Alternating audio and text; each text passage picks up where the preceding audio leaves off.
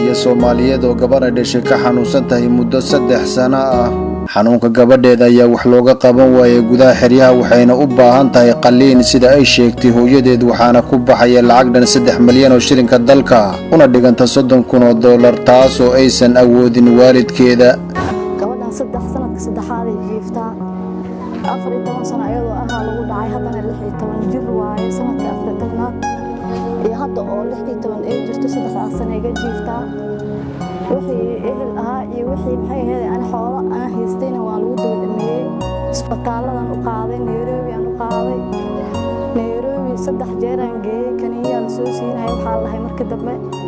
gabadhan daawo maama kaniin ma ahayn qalitaan waaye ama 3 milyan oo lacag keen ama nala kordhaafan lagu soo celin mar walba lagu soo celisaay ana xoolo uma hay 3 milyan oo shay hal boqol oo uma hay islaamka ummadda nabi maxamed aan u soo bandhigay waxaan iga codsanayaa walaalahay Soomaaliyeed ilama dhalanin gabadha aabaheedu xanuunsan 4 sano sariir saarnaa anigana qof waxaan ahay dumar oo ilmo u xamaasho gabadhaana meel walba la maray way igu cuslaatay xanuunkeeda Soomaalida islaamka waxaan u soo bandhigay in gabadha wax la yara qabto.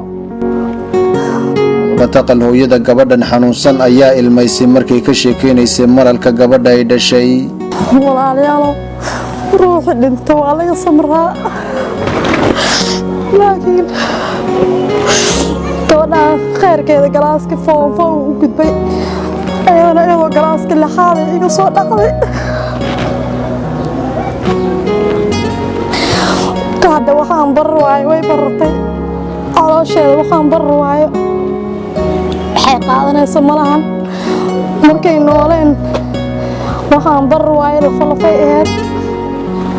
markay qof dhintayna ahaan qof nool ahaan ayaan islaamka u soo bandhigay waxaan iga codsanayaa dadka muslimiinta walaalayaal waxaan iga codsanayaa inay islaamka ummadda nabi maxamed ninkii muuqayga fiirsanayo islaamka inta shahaadato gabadhan dhakhtar inaan geeyo oo ila geysaan intaasaan soo bandhigay.